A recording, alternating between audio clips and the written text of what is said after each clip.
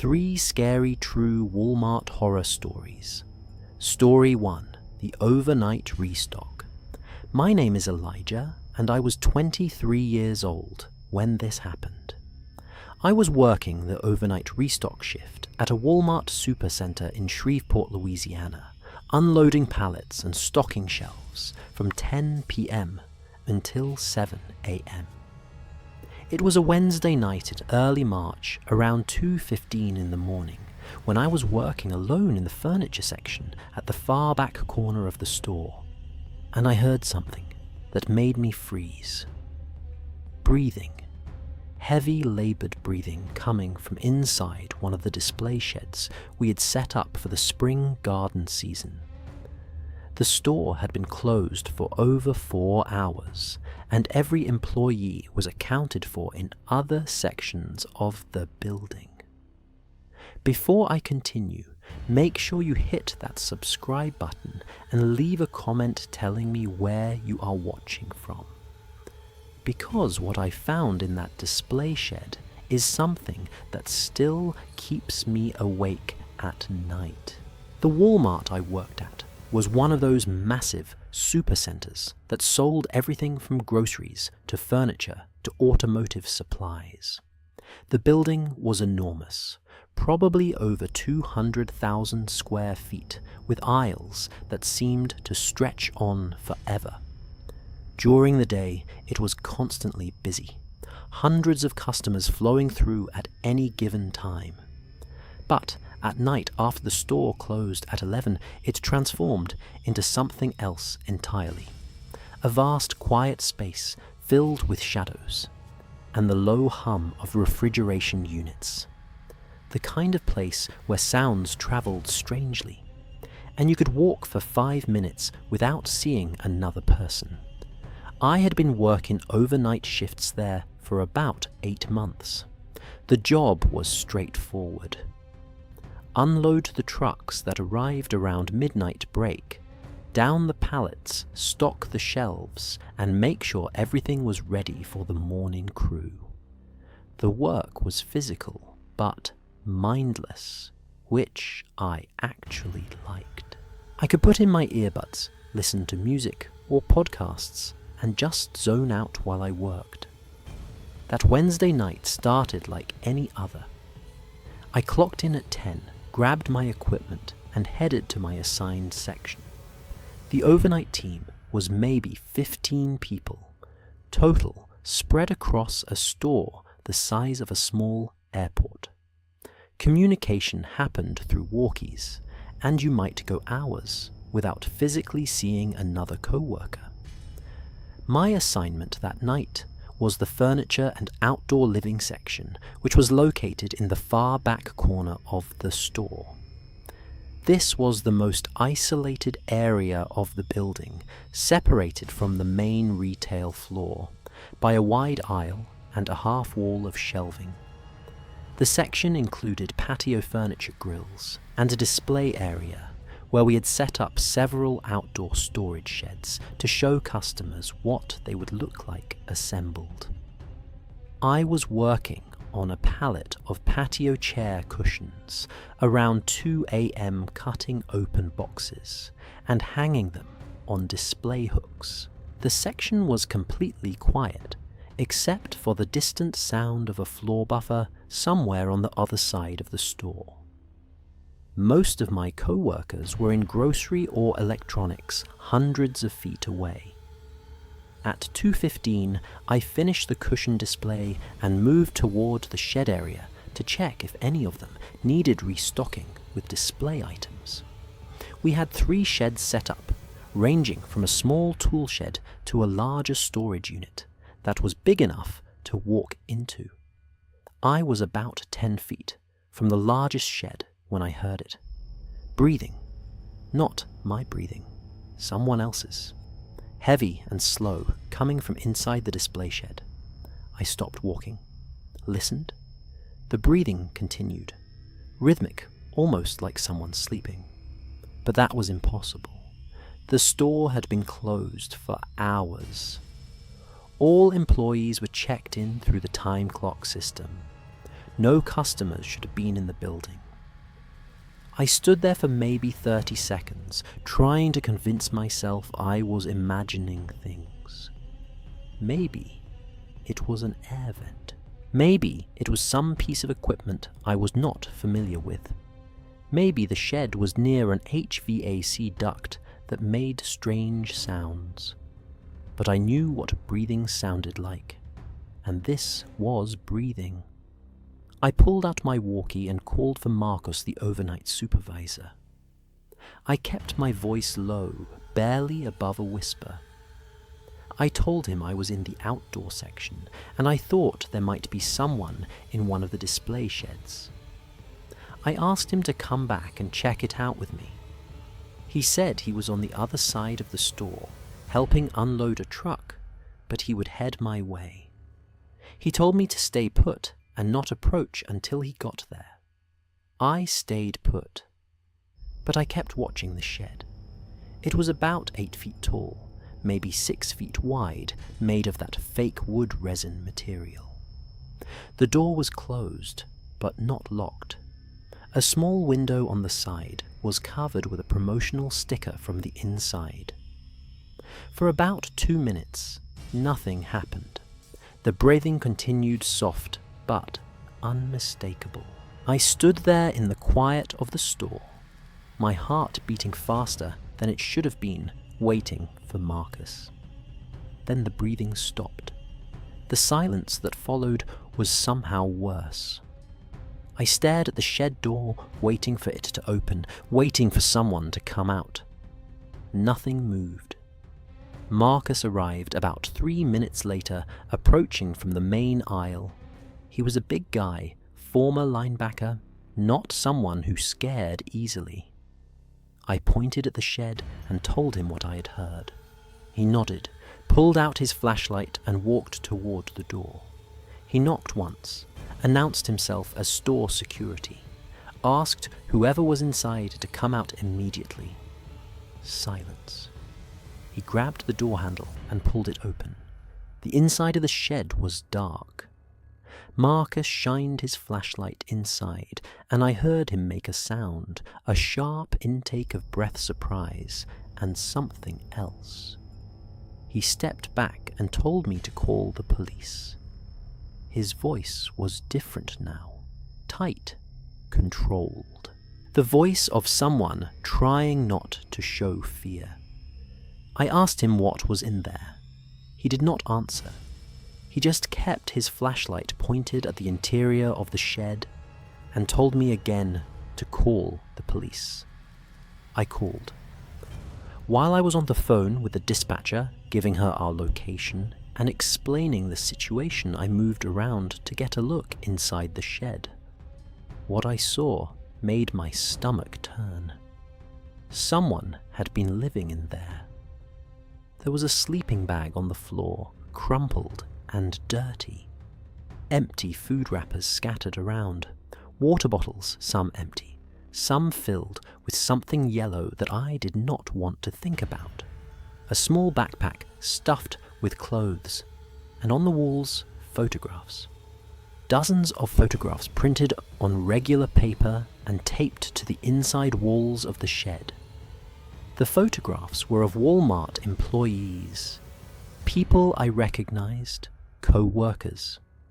There were pictures of them working, pictures of them in the break room, pictures of them walking to their cars in the parking lot. Someone had been watching us, documenting us, and there were pictures of me, at least 5 that I could count. Me stocking shelves, me taking a break near the vending machines, me walking across the parking lot after a shift. The person was gone. They must have slipped out through the back door of the shed, a small panel that I had not noticed while I was waiting for Marcus. They had heard me call for help, and they had run. The police searched the store, the parking lot, the surrounding area. They did not find anyone, but they took the photographs as evidence. They took the sleeping bag and the backpack and all the other items. the investigation revealed that whoever had been living in that shed had been there for at least 3 weeks. They had figured out a way to hide in the store before closing time wait, until the overnight crew was spread out and distracted, and then retreat to their little nest in the display shed. During the day, they would apparently leave through an emergency exit and come back the next evening. 3 weeks, 21 nights that I had worked in that section, sometimes passing within feet of that shed while someone was inside watching me, taking pictures, making notes, planning something. They never caught the person. The photographs weren't clear enough to identify anyone from criminal databases. The fingerprints didn't match any records. Whoever it was, they disappeared as completely as they had appeared. I quit that job a week later. I couldn't go back to that section of the store, could not walk past those display sheds without my skin crawling. Every shadow, every unexpected sound made me think of that. Breathing in the darkness. I work at a smaller retail store now. Single floor open layout, nowhere for anyone to hide. I can see every corner of the building from almost any position. It helps. But sometimes when I close my eyes at night, I still hear that breathing. Still wonder who was in there. Still wonder what they were planning to do with all those photographs. And I wonder if they found someone else to watch. Some other store, some other shed, some other person who has no idea that someone is in the darkness breathing, waiting. Story 2. The shopping trip. My name is Warren, and I was 35 years old when this happened. I was doing my regular Saturday grocery shopping at a Walmart in suburban Phoenix, Arizona, around 3:30 in the afternoon. The store was busy packed with weekend shoppers' families, with children, the usual controlled chaos of a big box store on a weekend. I was in the cereal aisle when I first noticed him. A man standing at the end of the row, not looking at products, not pushing a cart, just standing there watching me. I did not think much of it at first, but then I saw him again in the dairy section, and again near the frozen foods, and again in checkout. And when I walked out to my car, he was there too. If you are new here, hit that subscribe button and turn on notifications. Because what happened in that parking lot is something every shopper needs to hear. I had been going to that particular Walmart for about 3 years, ever since I moved to Phoenix for work. It was conveniently located near my apartment, had good prices, and I knew the layout well enough that I could get my shopping done in about 45 minutes. I always went on Saturday afternoons, usually arriving around 3 and leaving around 4. It was my routine. That Saturday started normally. I grabbed a cart, pulled out my shopping list on my phone, and started working through the store. Produce first, then dairy, then the center aisles, then frozen, then checkout. The same route I always took. I was in the cereal aisle maybe 15 minutes into my trip when I noticed him for the first time. He was standing at the far end of the aisle near the oatmeal section. Mid-40s average height, wearing a plain grey t-shirt and jeans. Nothing remarkable about his appearance. What caught my attention was that he was not shopping. He was just standing there, his cart empty in front of him, looking in my direction. I did not stare. I just noticed him registered his presence and went back to choosing between 2 different brands of granola. When I looked up again, a minute later, he was gone. I moved on. Dairy section next. I was comparing expiration dates on milk cartons when I felt something. That prickle on the back of your neck that tells you someone is watching. I turned around. He was there. Same man, same grey shirt, standing at the end of the dairy case, about 30 feet away. His cart was still empty. He was still looking at me. This time, our eyes met. I expected him to look away to pretend he had not been staring, but he did not. He held eye contact for a long moment, his face expressionless, then slowly turned and walked away. My heart rate picked up slightly. Coincidence, I told myself. Big store, limited aisles. People cross paths multiple times during a shopping trip. It happens. Nothing to worry about. I grabbed my milk and moved to frozen foods. I was looking at frozen pizzas when I saw him again. He was at the opposite end of the freezer section, maybe 50 feet away, standing beside an end cap display of ice cream. Still no items in his cart. Still watching me. 3 times was not a coincidence. I pulled out my phone and pretended to take a call, using the opportunity to walk quickly toward the front of the store. I glanced over my shoulder as I walked. He was following. Not running, not even walking fast, but definitely following. Maintaining the same distance, always keeping me in sight.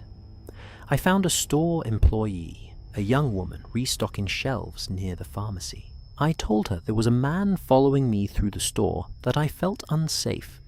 She looked concerned and said she would call a manager. She asked me to describe him. While I was talking to her, I saw him walk past the end of the aisle. He did not look at me. He did not slow down. But I knew he had seen me talking to the employee. He knew I was onto him. The manager arrived a few minutes later, a middle-aged woman with a no-nonsense demeanor. I explained the situation again, described the man. She said she would have security keep an eye out. She offered to have someone walk me to my car when I was finished shopping. I accepted the offer. I finished my shopping quickly, grabbing only the essentials from my list. I kept looking around, scanning the aisles, but I did not see him again. At checkout, the manager was waiting for me. She said they had not located the man I described, but she had a security guard ready to escort me out. The guard was a young guy, maybe early 20s, not particularly intimidating, but better than nothing. We walked out together through the main entrance. The parking lot was busy, cars pulling in and out, people loading groceries into their vehicles. Everything looked normal. I pointed out my car parked maybe 100 yards from the entrance, and we started walking toward it. We were about halfway there when the guard stopped. He was looking at something behind me. I turned around.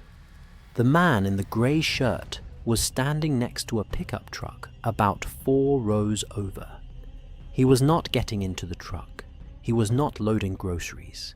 He was just standing there watching us. The guard keyed his radio and called for backup. He told me to keep walking toward my car, that he would stay between me and the man. I walked. Fast. I got to my car, unlocked it, threw my bags in the back seat. The guard was still standing nearby, watching the man talking into his radio. I got in my car and started the engine. As I backed out of the space, I looked toward where the man had been standing. He was walking towards the pickup truck now. Casual, unhurried. He got in, started the engine and pulled out of his space. I drove toward the exit, checked my mirror. The pickup truck was following. I did not go home. Instead, I drove to the police station about 2 miles away. The pickup stayed behind me the whole way, maintaining a consistent distance, not trying to hide the fact that it was following. I pulled into the police station parking lot. The pickup drove past without stopping, continuing down the road out of sight. I went inside and filed a report, gave them the description of the man. The description of the truck told them everything that had happened. The officer who took my statement said he would have a patrol car drive through my neighborhood that night, just to be safe. I went home, and I did not leave my apartment for the rest of the weekend. I kept the blinds closed. Every time I heard a car outside, I looked through the peephole. The police investigated but never identified the man. The store's security cameras showed him entering the building about 5 minutes after me and following me through multiple sections. The footage of the parking lot showed him waiting by his truck, watching the entrance, then following my car when I left. The detective I spoke with said this was classic predatory behavior. Selecting a target, following them, learning their patterns. He said people like this often spend days or weeks watching potential victims before making a move. He said I was smart to notice the pattern and seek help. He also said that going to the police station probably saved me. The man was clearly planning something, but he was not willing to do it in front of a building full of cops. By breaking the pattern by doing something unexpected, I had disrupted whatever plan he had. I do not shop at that Walmart anymore. I do not shop on the same day every week. I vary my routes, my times, my locations. I park close to entrances under cameras near other people. I pay attention to who is around me. I trust my instincts when something feels wrong. That man is still out there. For all I know, he has found someone else to follow. Someone who is not paying attention. Someone who didn't notice the same face appearing too many times. Someone who walked to their car alone in a dark corner of a parking lot. I got lucky. But luck is not a strategy. Awareness is. Pay attention to who is around you. Notice when the same person appears in multiple places. Trust the feeling that tells you something is wrong, because the person following you is counting on you to ignore that feeling. They are counting on you to assume the best, to dismiss your instincts, to walk right into whatever they have planned. Do not make it easy for them. Story 3: The Restroom. My name is Jerome, and I was 28 years old when this happened.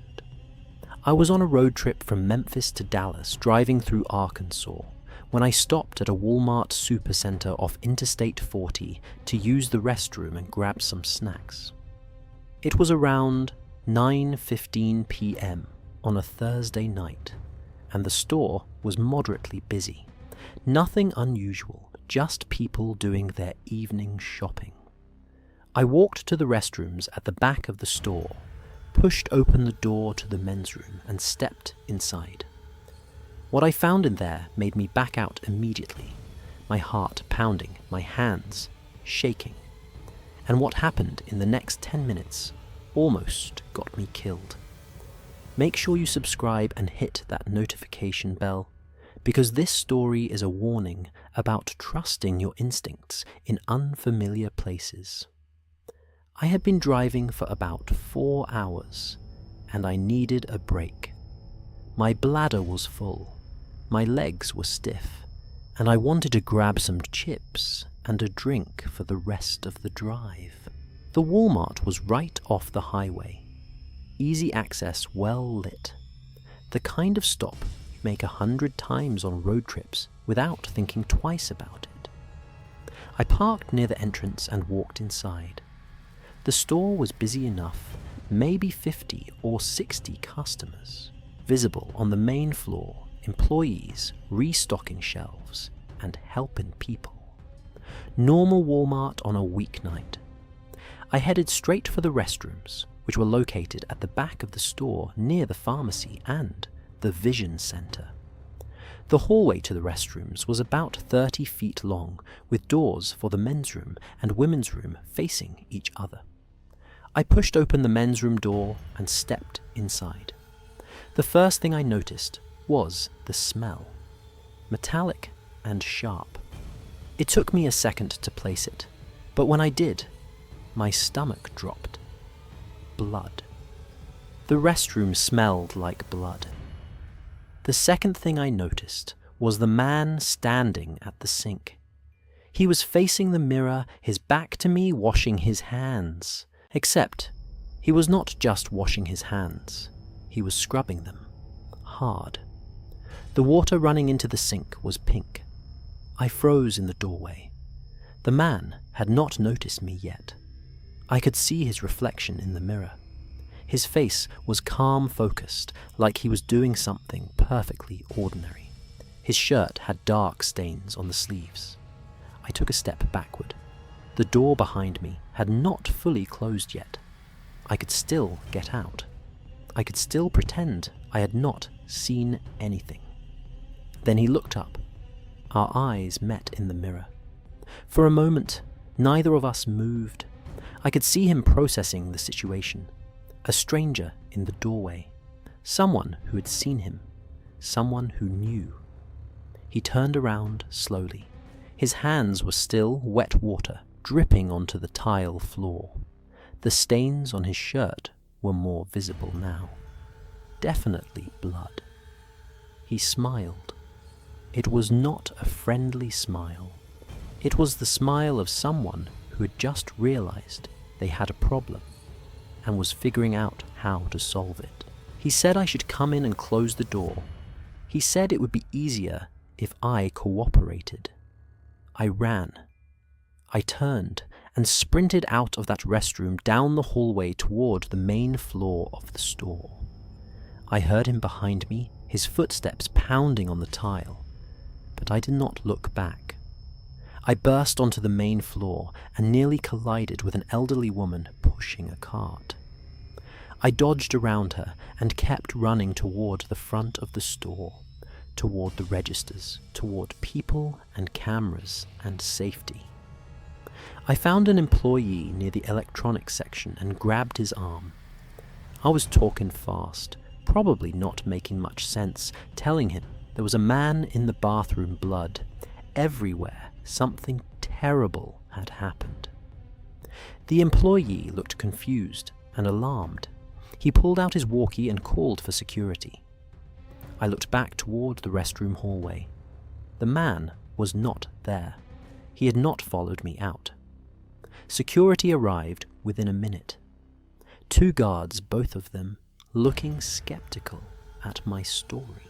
I led them back toward the restrooms, staying behind them, not wanting to be the first one through that door. One of the guards pushed open the men's room door and looked inside. He was in there for about 5 seconds before he came back out. His face had changed. The skepticism was gone.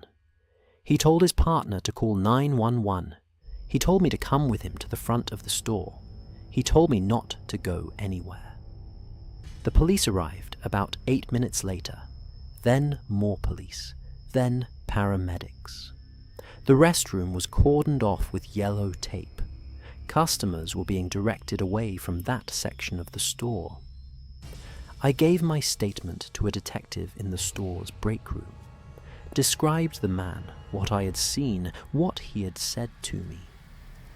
The detective listened without interrupting, then asked me to wait while they investigated. I waited for almost 2 hours. During that time, I learned bits and pieces of what they had found. There had been a victim, a young man, early 20s, who had been attacked in one of the stalls. He was being transported to the hospital in critical condition. The man I had seen washing his hands was the attacker. He had fled through an emergency exit near the pharmacy while I was getting security. They found his car about an hour later, abandoned at a rest stop about 20 miles down the highway. The car was stolen. The plates were stolen. He'd covered his tracks well. But they found his DNA blood under the victim's fingernails where he had fought back. Within a week, they had a match. The man had a record. Assault charges in 2 states, a warrant for a parole violation. They caught him 3 weeks later in Oklahoma. He'd attacked someone else at another roadside stop, but this time the victim had a weapon, a pocket knife. The attacker was injured badly enough that he could not run. The police found him bleeding on the bathroom floor, waiting for an ambulance. The victim from the Walmart survived.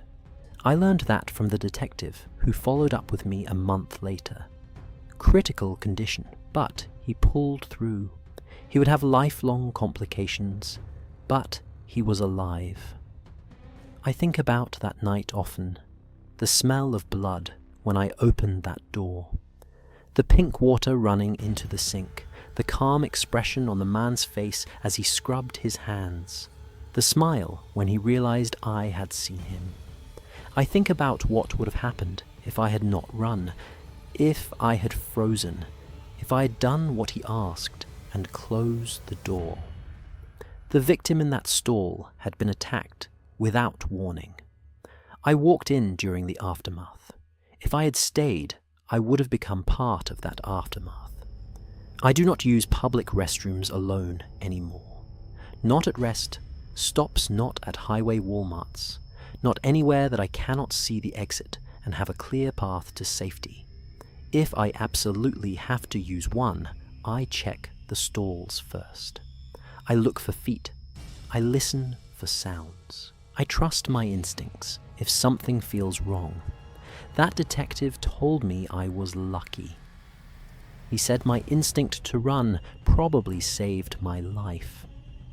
He said a lot of people in my situation would have frozen, would have tried to reason with the attacker, would have been too shocked to move.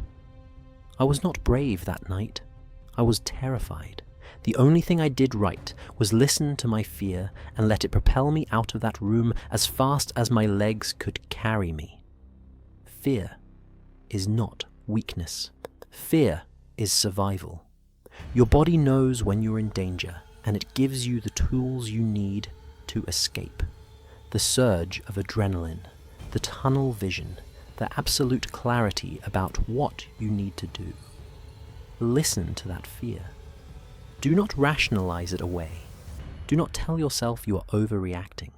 Do not stay in a situation that feels wrong because you are worried about looking foolish.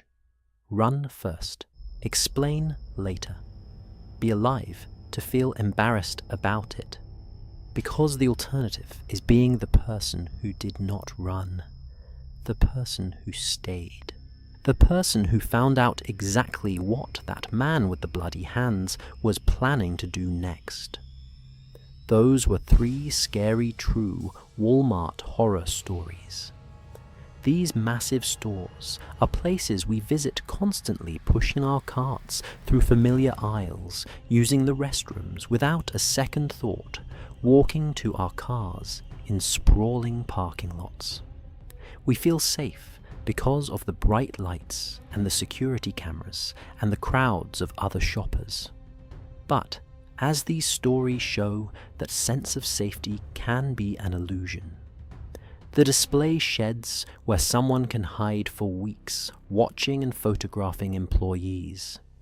The aisles where a predator can follow you from section to section, waiting for the right moment. The restrooms where the worst can happen in seconds, hidden from view, beyond the reach of cameras. Pay attention to your surroundings. Notice when the same person appears too many times. Trust your instincts when something feels wrong. And always, always have a plan for getting to safety.